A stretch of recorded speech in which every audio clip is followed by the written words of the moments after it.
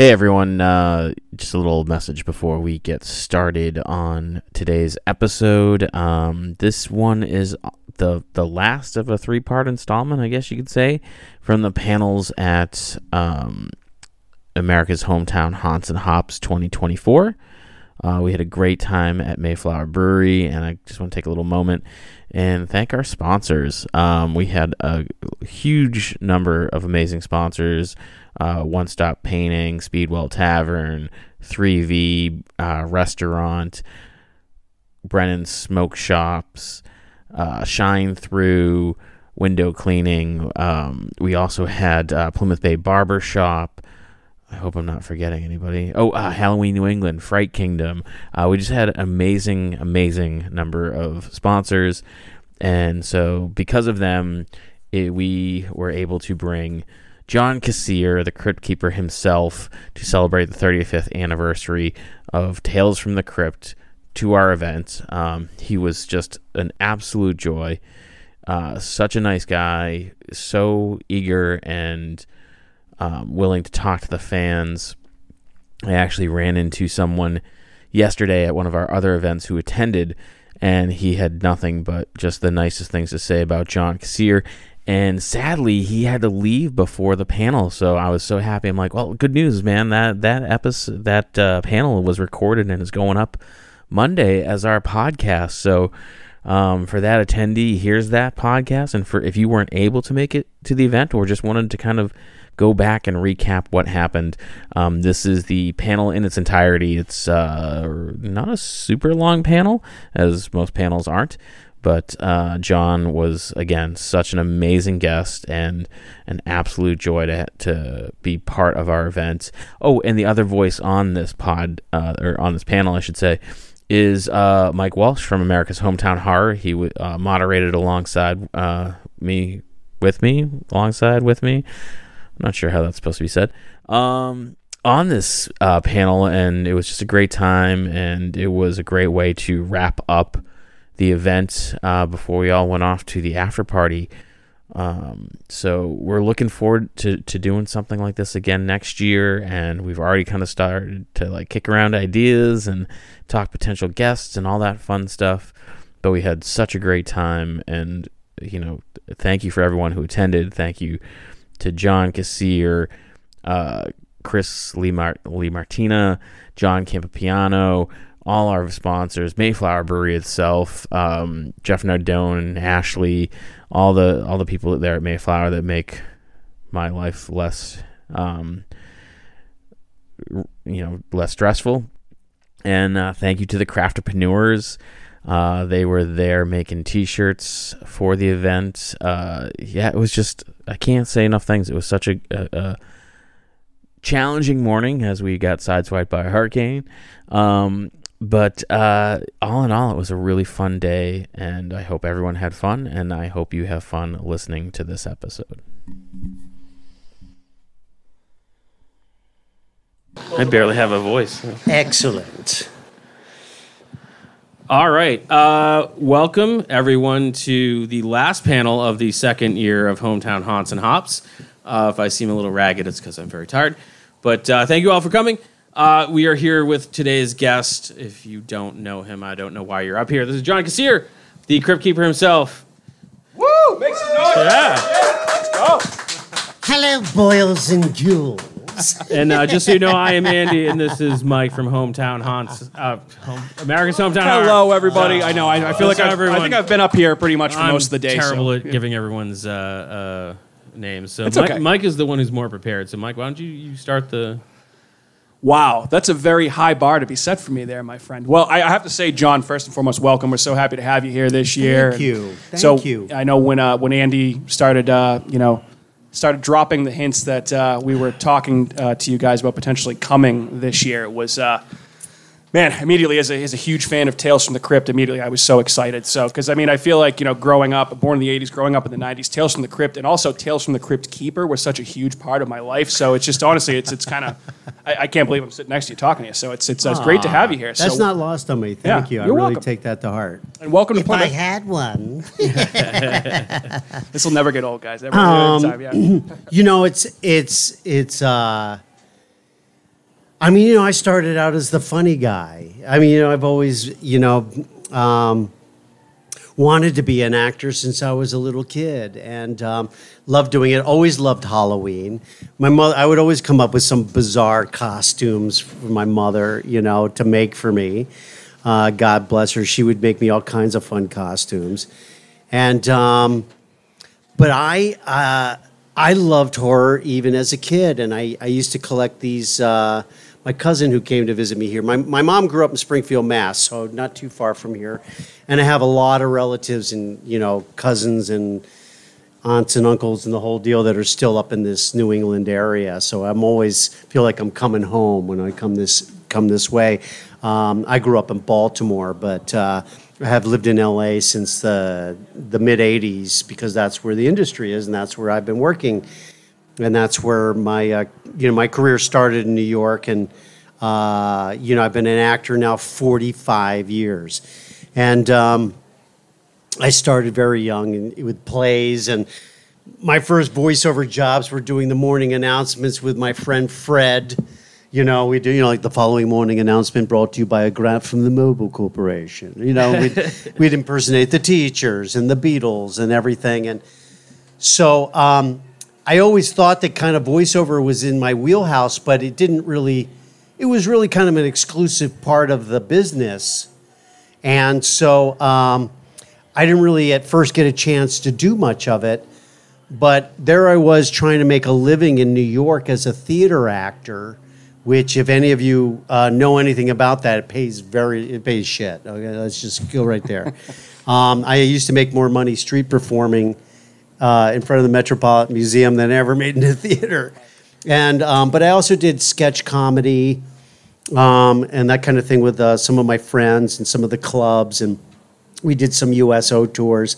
So, again, I was building my, talents, doing characters and voices and that kind of thing, but mostly, on stage and then eventually on camera.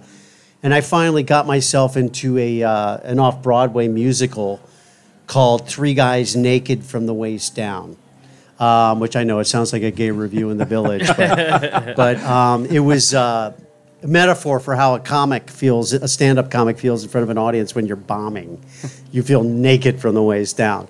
So that was the idea of the show.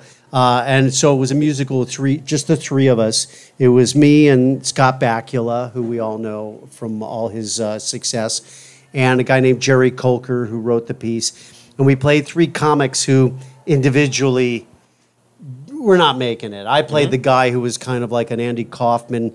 He was suicidal, religiously fucked up, really couldn't relate to human beings other than through his comedy act and that kind of thing. But the three guys together were magic, and they wind up going on the Tonight Show and getting their own show about three cops in drag called Hello Fellas. And of course that becomes their Achilles heel, and they wind up it gets ugly. But it was a big hit off Broadway. And while I was doing the show, Star Search was in its first year. And for those of you that don't remember Star Search, it was, like America's Got Talent, but, it was huge. It was the first of its kind like that, that had professional level performers competing against one another. They had actors and singers and bands and spokesmodels and stand-up comics. And so they came and saw me in the show, and they said, "We want you to be on Star Search." And I'm like, what, is a singer? This is a musical, I can sing, but they had this guy, Sam Harris, on the show who was like really, really fucking good. And I'm like, I can't sing like that guy. And they're like, no, we want you to come on as a stand-up comic. And I go, I'm not really a stand-up comic, right? There's a part I'm playing. And they're like, well, you can win $100,000. I'm like, fuck, have you seen my act? So So I went on and I was like pulling out stuff that I had done with Fred, in the morning announcement. I used to do like the Wizard of Oz in 2.5 minutes, It's a twister. It's a twister. Dorothy has coroner. I must cut. I thoroughly examined her. Ding, ding, ding, ding, ding, ding, ding. Oreo. Yo. What's them? That's the castle of the Wicked Witch. Oh, Dorothy's in that awful place. Oh, I hate to think of her in there. Fellas, we've got to get her out. I got a plan to get in there, and you're going to lead us. All right, I'll go in there for Dorothy. Wicked Witch or no Wicked Witch. Gods or no gods is just one thing I want you fellas to do. What's that? Talk me out of it.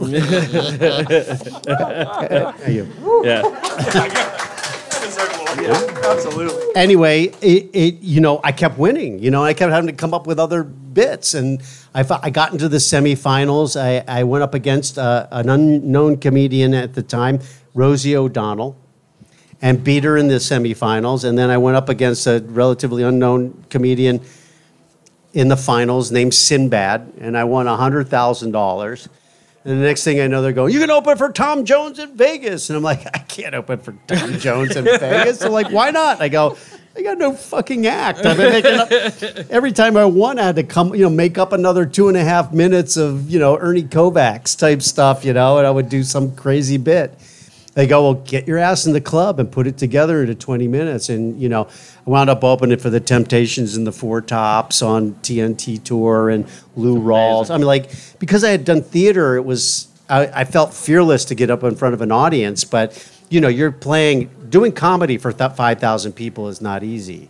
Especially on the TNT Tour, we play Westbury Music Fair, which if you know those venues up around here, they're in the round. 5,000 people. So you're on a stage turning around. And I'm doing this bit with a third hand coming up out of my coat and get me high, And they're but half the audience can see it, and then the other, I'd have to hold, and I'd have to redesign my act.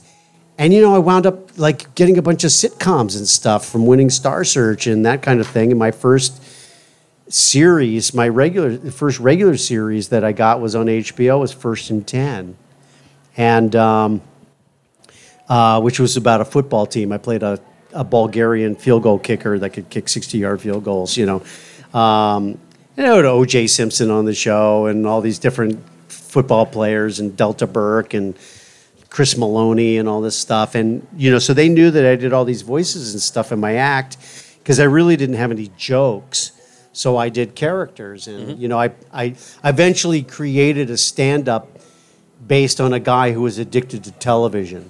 I could actually even change channels on myself with I'd get up I was going to do a AA meeting, and confess my addiction to television. And then, I'd start changing channels on myself and going to Star Trek, Scotty, beam me out of here. I can't, Captain, everybody got up the work factory, she's going to blow, and all this stuff. And it led to doing a lot of comedy on TV. And while I was doing First and 10, they had in development doing Tales from the Crypt. And they invited me down to Kevin Yeager's studio. And Kevin, of course, I was a huge fan of his work, from Chucky and Freddy Krueger's makeup and that kind of stuff. And I just wanted to go down his studio and see his stuff.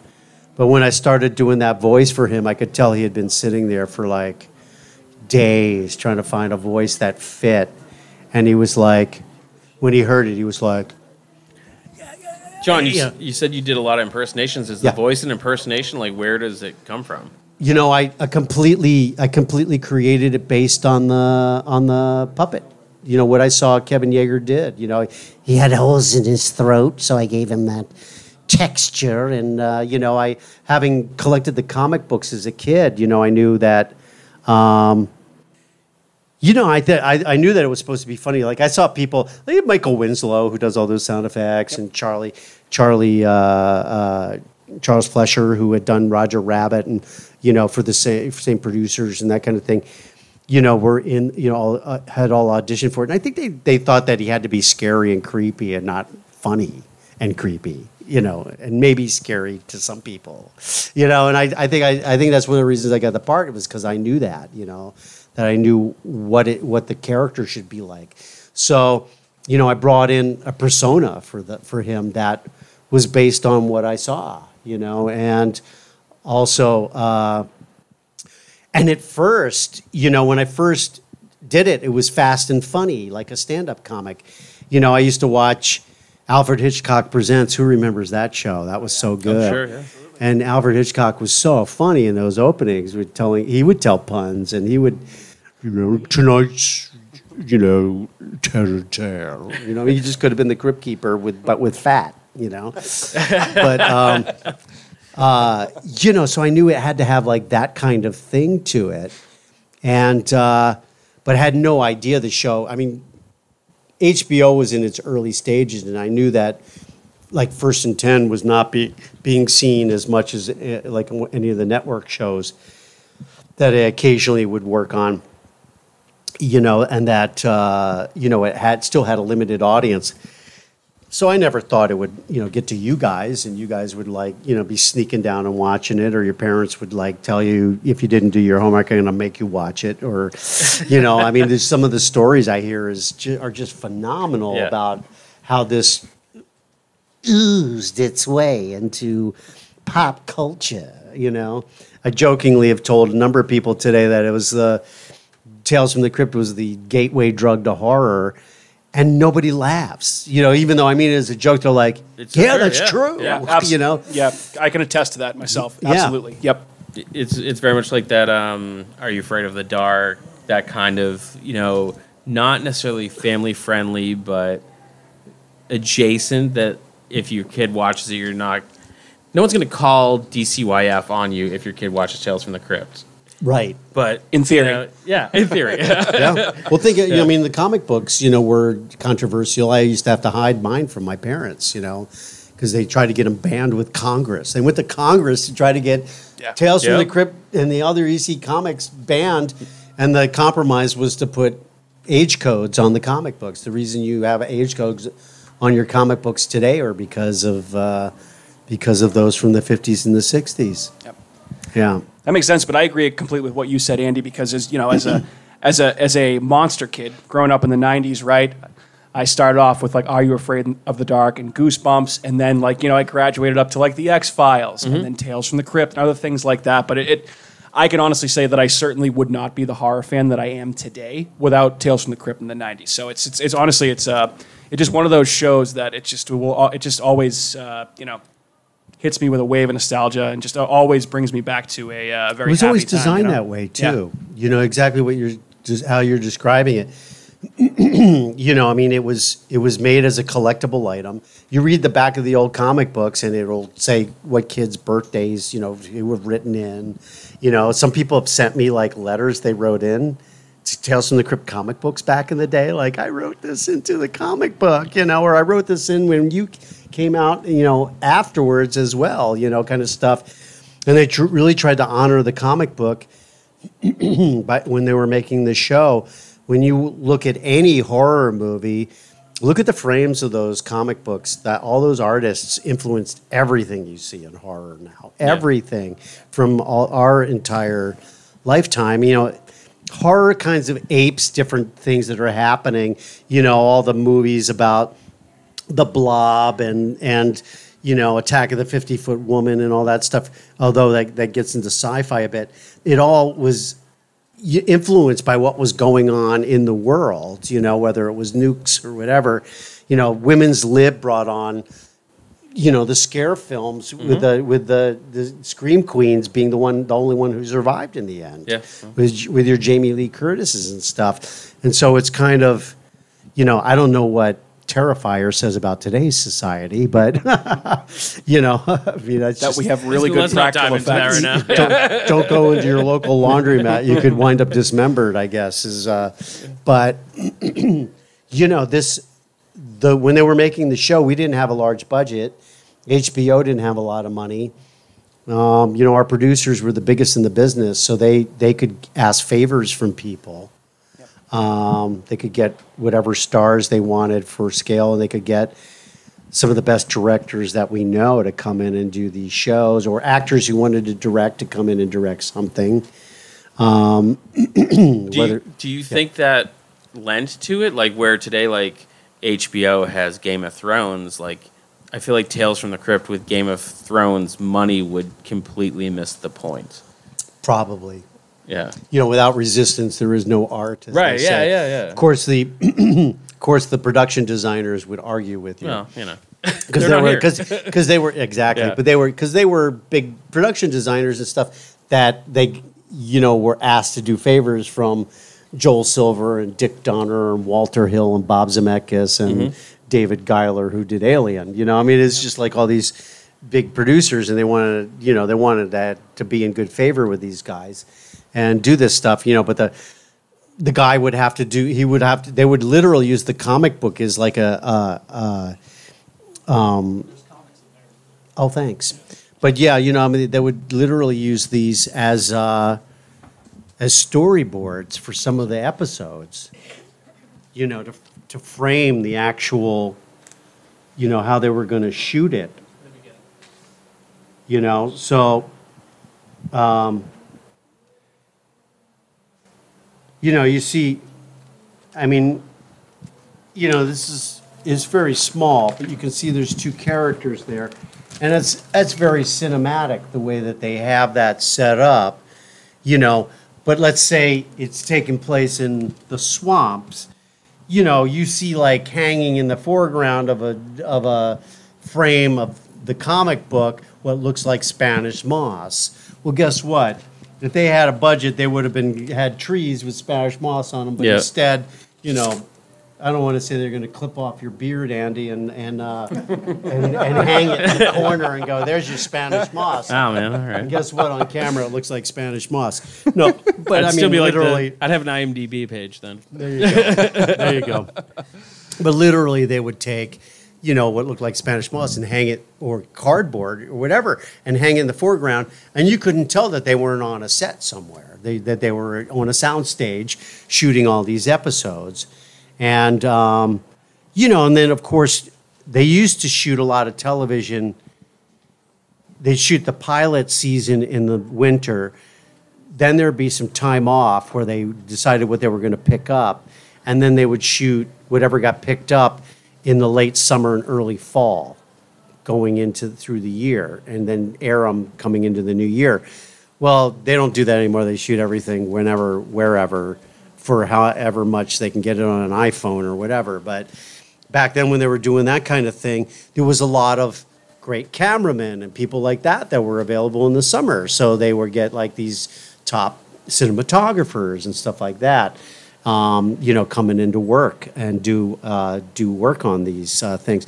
They had Todd Masters, one of the best special effect, practical effects guys in the business, doing the episodes. He also did Demon Knight, which, if any of you have seen that, is just, in my top horror films ever made, just because it's so well done on every aspect. A cast better than most casts of any horror movie you've ever seen. The soundtrack is just better than any soundtrack you've ever seen. Ernest Dickerson did an amazing job shooting it. They shot that in an airplane hangar, because he wanted a 2-story set and you couldn't fit it in a soundstage. So they went and got out in Van Nuys Airport, they got a big airplane hangar. The other half of the airplane hangar, they were testing jet engines. So they had to share days off or whatever with that. It was full of birds. So they'd be shooting and you'd hear birds and they'd be like, okay, we got to shut. They did so many different ways each week. The birds would get used to whatever they would do. They were like, they, put a blank in a gun and go, fire in the hole, and the birds would shut up for about 10 minutes while they shot the scene. It was unbelievable what they did to get that thing shot. But that whole thing, except for, the few things on the road and that kind of thing, are all shot on a sound stage that was made out of an airplane hangar, which is pretty amazing.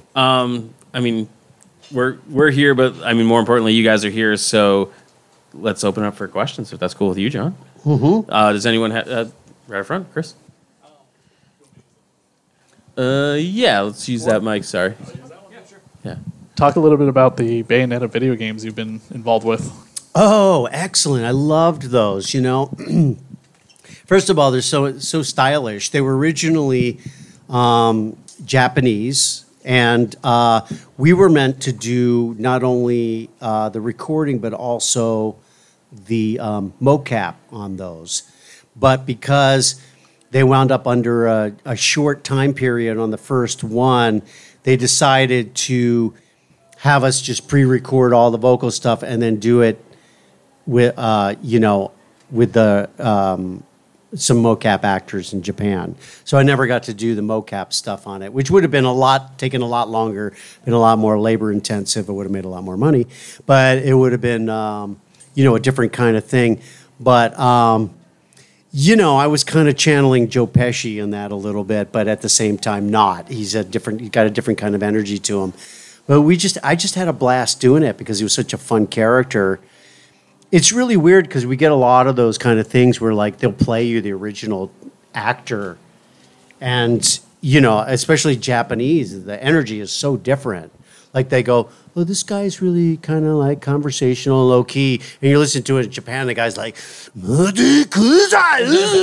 you're like, "Wait a minute, low key and kind of conversational," and you're like, "Yeah, for our guy, yeah, that guy is," and you're like, "Okay." So a lot of it's, auditioning for a lot of this stuff's like pissing in the wind. But I think they immediately liked what I did.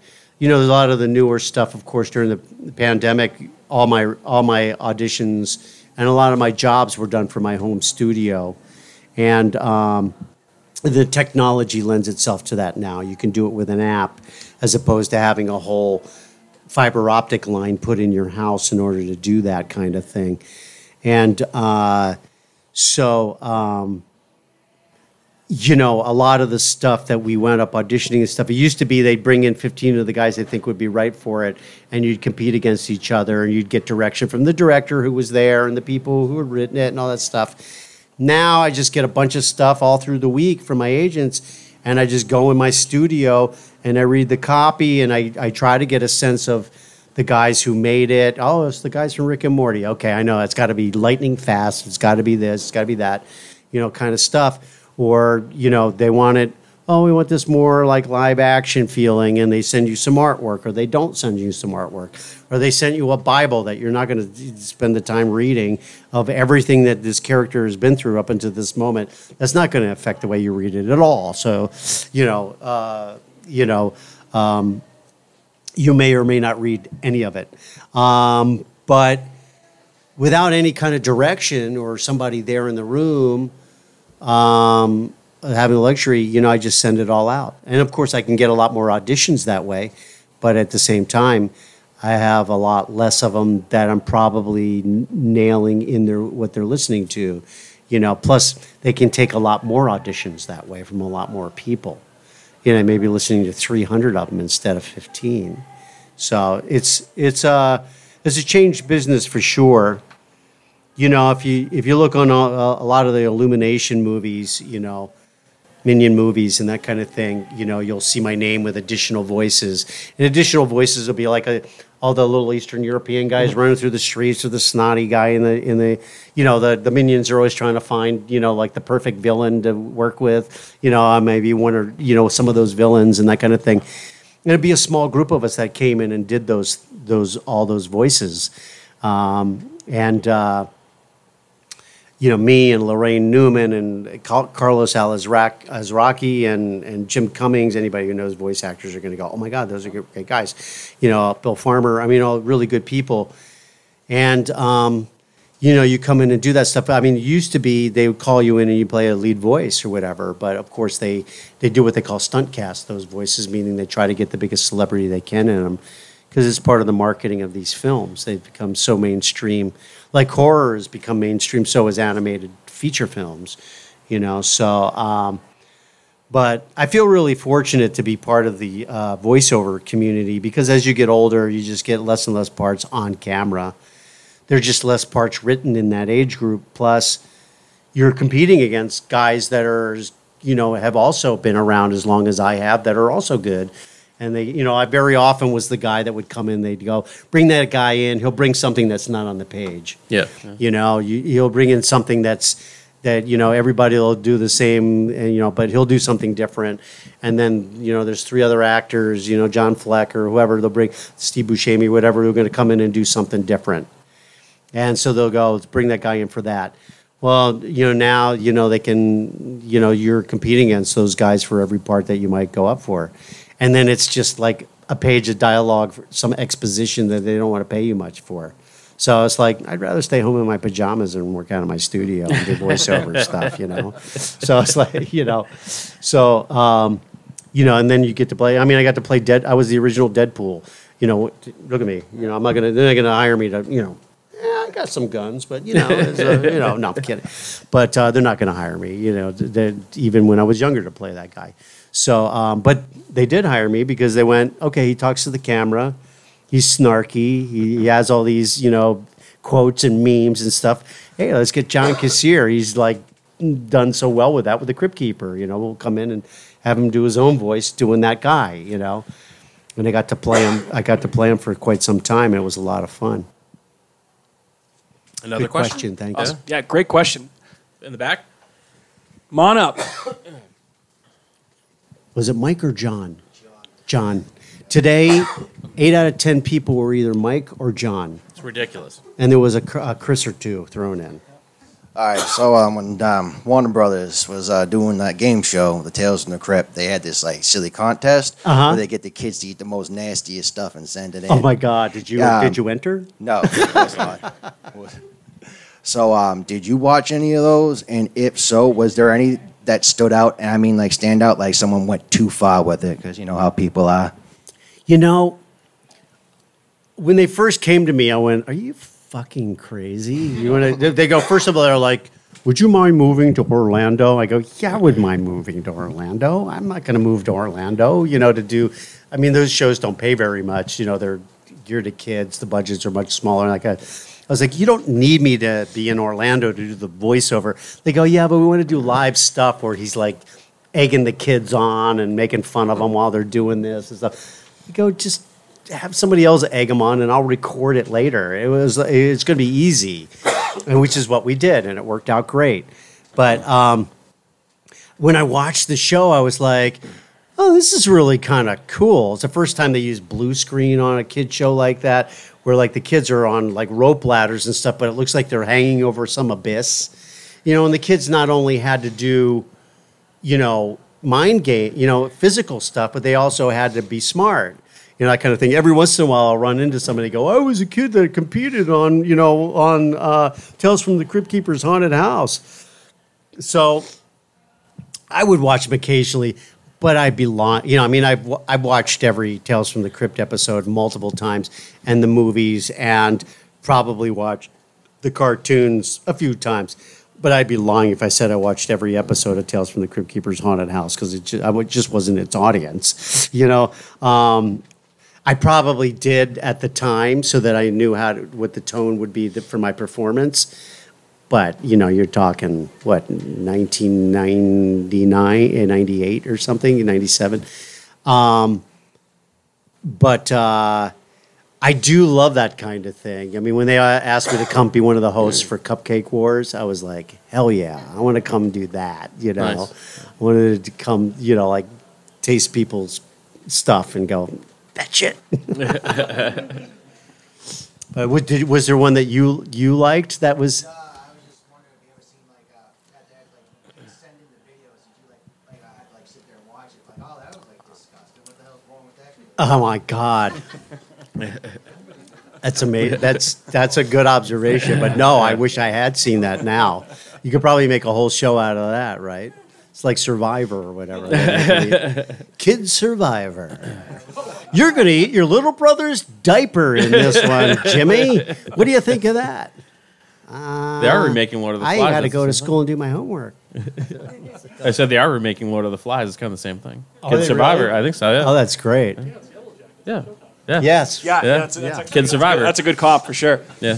I was so happy that Tales from the Cryptkeeper's Haunted House got brought up, because that was also one that I really enjoyed when I was younger too. It's just so funny how different kids' game shows back then were. Like between that or Legends of the Hidden Temple or Double Dare or Guts. It was nothing will be the same as it was back then. Yeah. So really cool stuff. I think we have time for one more question before we get John back to his table. Sure. Right there. Yeah. Yep, absolutely. First off, I want to thank Impersonating an officer.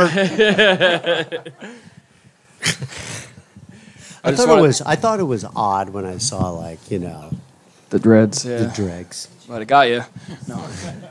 First, I want to thank you for being here. Of course, And also man. your voice and what you've done. Just for me growing up, but everyone else, but all your work you've done in video games alone, animation, it's crazy. So thank you. Oh, my pleasure, And, man. Really, I really enjoy it. I don't think I would do it if I didn't enjoy it. But thank you for saying. Yeah, no, you have a long list, and I've played a lot of the games, so and it's amazing that you've done that. So, no, actually, so I just want to know, did you keep any of the props from Tales from the Crypt? The Tales from the Crypt stuff, like I said, a lot of the props were like, cardboard. I mean, it's like people assume that those props are, like stuff that are going to hold up. I mean, even the Cryptkeeper had to have like every bit of it, all the rubber and the hair and everything changed out every show. Wow. If you saw the Cryptkeeper right now, he'd just be clear plastic. You'd see all the servos in his head. He would look like, a burn victim with just the eyeballs, kind of thing. Because it was this kind of rubber like breaks down really fast, and to make it this thin so it moved like real skin and that kind of thing, they'd literally have to be patching it while they were working. One of the puppeteers would be like gluing the corners of his mouth back together and stuff like that. Oh wow! And that kind of thing. So, I do have a Tales from the Crypt pinball machine, which was part of my payment for doing the pinball machine, which is kind of cool. And what I collect, what I really like collecting is I get a lot of fan art. And when I say fan art, it's not all really just fans, but artists who are fans of Kevin's version of the Cryptkeeper. Yeah. And because they love what I brought to it, they bring me these really cool paintings, drawings, models, tattoos. I have a whole bank of album of photos of people's Tales from the Crypt tattoos. I hope to make a tabletop book one day. Sorry. That's okay. You're this close to. I know, I'm almost done. To being in my crypt. You have a long life ahead of you and an even longer death. But so I like collecting that stuff. From the show itself. There was the guy who did all the merchandising stuff, and he would send me stuff. Like, hey, we got this thing. It didn't. They decided not to make it, but here's like the prototype or that kind of stuff. That's awesome. I got a few dolls that are in perfect shape and that kind of stuff. But I didn't collect a lot of stuff. Because people are like, why don't you get a tattoo of the Cryptkeeper? I was like, it's like tattooing myself on myself. I wouldn't do it. Right on your back, Yeah. There was a guy I met that had himself tattooed on his ass. Wow. You probably know him. I can't remember his name. Is that who it is? Joe Netter. He writes the little horror novels. That's his name, Joe. He did Zombie Bukkake. Okay, great. and correct me if I'm wrong, because it sounds like you know about a lot about it too. But I'm at one of the conventions, and we're in a VIP room or something, and we're all talking tattoos. And he goes, "Oh, I got myself tattooed on my ass." I go, "What bet did you lose?" He goes, "Well, it wasn't really a bet, but I was at a charity event, and I said, if you guys come up with $10,000 or whatever it was, and it was a small amount of people, so he didn't expect it to happen." He goes, "I'll get myself tattooed on my ass." Well, they came up with the money almost like that, and it was not. He wasn't a good looking. He's not a good looking guy anyway, but the tattoo was even worse. So he has an ugly tattoo of himself on his own ass. Joe Netter. I think his girlfriend got her face on her. Really? ass, too. Solidarity. Wow, that's a tough solidarity. Yeah.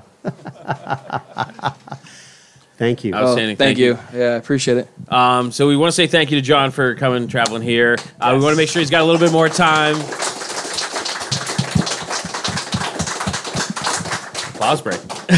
No, that was just my watch telling me to check in for my flight. No, I just want to make tomorrow. sure that he's got a little more time to sign some autographs. So make sure you check out John's table and the other vendors downstairs. And thank you all for coming. Yeah, thank you guys for braving Thank you, the everyone. weather. Yep, absolutely. Yeah, There's thanks so much, something wrong guys. Excellent. Thank you, everybody. And thanks for checking out the show today, listeners. If you enjoyed the content today, you can go over to patreon.com/Inebri-art to support the show. You can join over there for just a few dollars a month and help us provide this fun content that you just checked out. You can also email us at Inebri-art.com with your questions, complaints, and concerns, or you can find us on all social medias at Inebri-art or at Inebri-art6 on Instagram. And also don't forget to check out our other shows, Bar Talk Podcast, Old Colony Cast, Inebri-art, and all the other shows on the Inebri-art Network, which you can find at Inebri-art.com. Thanks again for listening.